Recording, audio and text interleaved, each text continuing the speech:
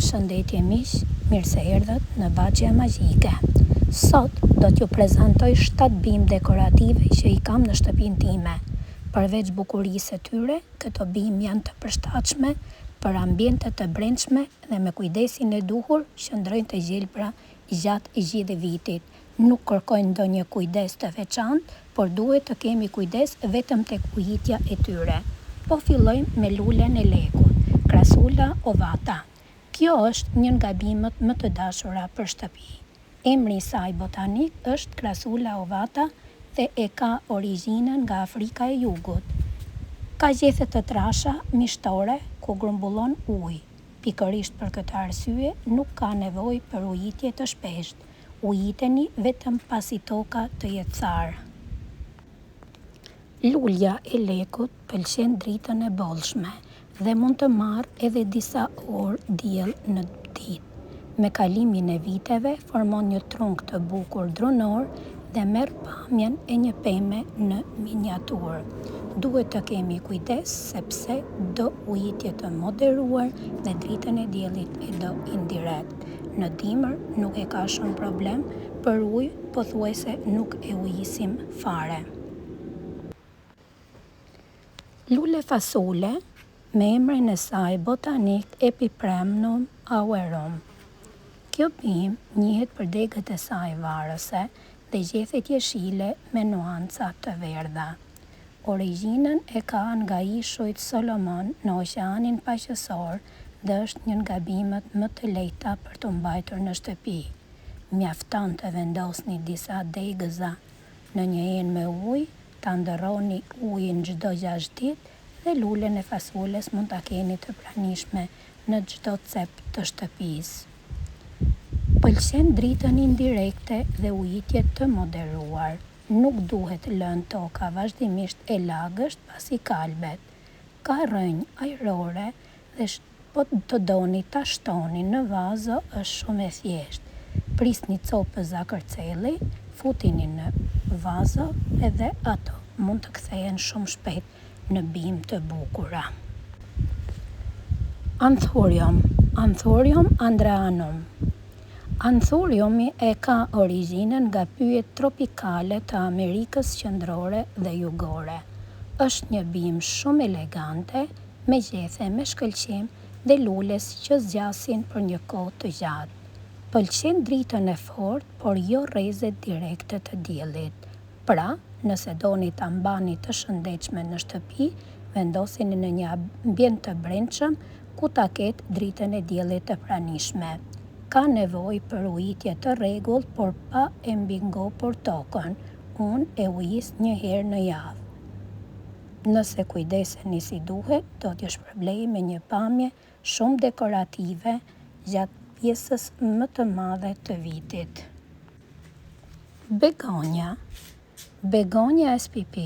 Begonja është një gjini bimësh me origjinë nga zonat tropikale dhe subtropikale të Amerikës, Afrikës dhe Azisë. Ka shumë varietete, të disa të njohura për lulet, të tjera për gjethet e tyre dekorative me forma dhe ngjyra të veçanta. Pëlqen dritën indirekte, ujitjen e moderuar dhe tokën që kullon mirë.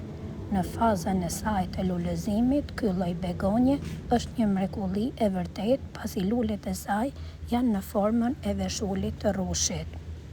Është një zgjedhje shumë e mirë për ata që duan t'i japin ngjyra dhe gjelbërim ambienteve të shtëpisë. Fikusi, emri botanik Ficus spp. Fikusi është një nga bimët dekorative më të njohura në ambientet të brendshme. Ekzistojnë shumë lloje fikusesh, por të gjithë njihen për gjethet e bukura dhe pamjen elegante që i japin shtëpisë. Fikusi pëlqen dritën e bollshme indirekte dhe nuk dëshiron ndryshime të shpeshta të vendit. Ujitja duhet të jetë e moderuar. Duhet të presim që shtresa e sipërme e tokës të thahet para se ta ujitim. Një kujdes i rëndësishëm është pastrimi i gjetheve nga pluhuri, sepse gjethet e pastra marrin mirë dritën dhe bima duket më e bukur. Është një bimë që shtohet shumë lehtë, mjafton të këpusim një majë të lastarit të njomë, ta fusim në dhej dhe ajo nxjerr rrënjë. Shqiponja, emri botanik Monstera deliciosa. Dhe një nga bimët më spektakolare për nga pamja, Monstera deliciosa, të cilën shumë njerëz e njohin edhe si shqiponja. E ka origjinën nga pyjet tropikale të Amerikës Qendrore. Veçantia e saj janë gjefet e mëdha me çarje karakteristike që i japin një pamje shumë dekorative. Monstera pëlqen dritën indirekte, lagështinë e moderuar dhe tokën që kullon mirë. Me kalimin e kohës mund të rritet shumë dhe ka nevojë për mbështetje sepse në natyrë është bimë kacavjerse që ngjitet në pemë. Për ta shumuar, fare e thjeshtë, prisni një copë kërcelli ku të ketë dhe rrënjën ajrore të pranishme, pasi rrënja ajrore do të nxjerrë rrënjën që do të marrë ushqim nga toka.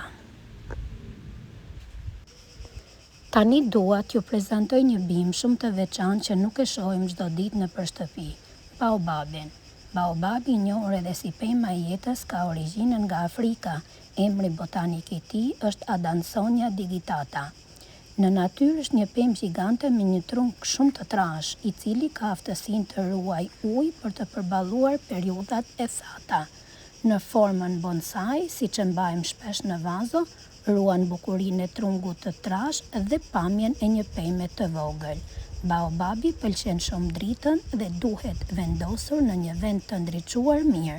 Ujitja duhet të jetë e kontrolluar sepse është bimë që ruan ujë dhe nuk e pëlqen lagështinë e tepërt në tokë. Këto ishin 7 bimë dekorative që i kam në shtëpi dhe që mbajnë ambientin të gjelbër e plot jetë. Çdo bimë ka bukurinë dhe karakterin e saj, por të gjitha ka një gjë të përbashkët. Me pak kujdes dhe vëmendje, ato na shpërblejnë me gjelbërim gjatë gjithë vitit.